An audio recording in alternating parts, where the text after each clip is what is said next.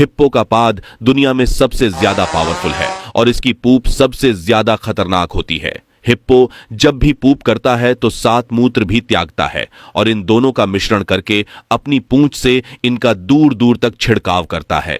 Hippo की पूप में बहुत से ऐसे तत्व होते हैं जो इंसानों के लिए जानलेवा होते हैं। छोटे तालाबों में हिप्पो अपने पूप का छिड़काव करके वहां पानी में ऑक्सीजन की मात्रा को कम कर देता है, जिससे उसे तालाब में बहुत सारी मछलियां मर जाती हैं। अब आप सोचोगे कि क्या हिप्पो आराम से पूप नहीं कर पाता है? अगर हिप्पो आराम से पूप कर पाता तो इससे फीमेल आकर्षित नहीं हो पाती है। हिप्पो ये सब फीमेल हिप्पो को आकर्षित करने के लिए पूप का छिड़काव करता है।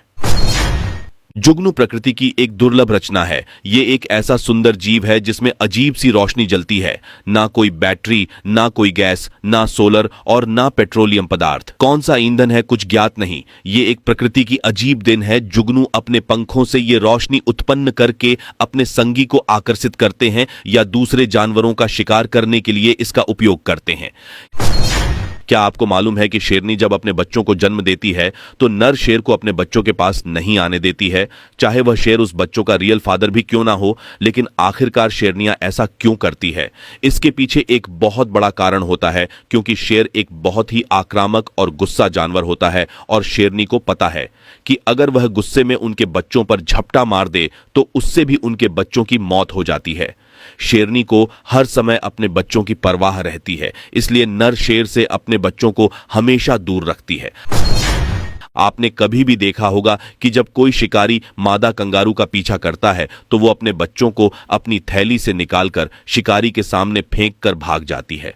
वैसे तो हर एक जानवर अपने बच्चों से बहुत प्रेम करते हैं। अगर उनके बच्चों को कोई मारने की नीयत से छू भी ले तो वे अपनी जान की बाजी लगा देते हैं। लेकिन यह मादा कंगारू ऐसा क्यों करती है?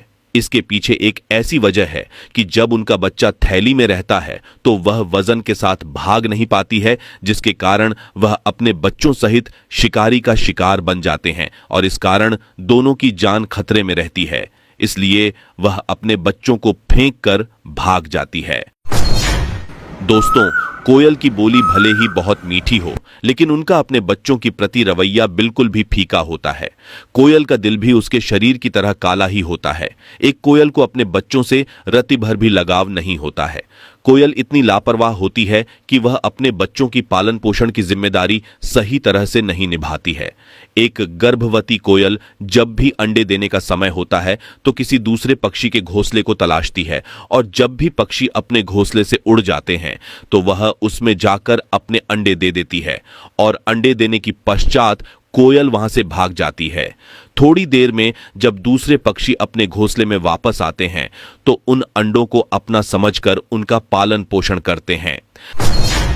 हथनी अपने बच्चों को जन्म देने के तुरंत बाद एक अजीब सा व्यवहार करती है। आखिरकार यह ऐसा क्यों करती है? इसके पीछे एक बहुत बड़ी वजह है। वैसे तो आपने कभी भी हथनी को बच्चों को जन्म देते हुए नहीं देखा होगा, लेकिन आज हम आपको बताते हैं कि हथनी अपने बच्चों को जन्म देने के तुरंत बाद उन्हें मिट्टी में क्यों लुटाती है। तो इसके पीछे एक बहुत बड़ी वजह है। जब भी हथनी अपने बच्चों को जन्म देती है तो उसके साथ में बहुत सारा खून और मल मूत्र गिरता है, जिसकी दुर्गंध से आसपास के इलाके से शेर, चीता या कोई भी अन्य जंगली जानवर आ सकता है। ये खूंखार जानवर उनके बच्चे का शिकार भी कर सकते हैं।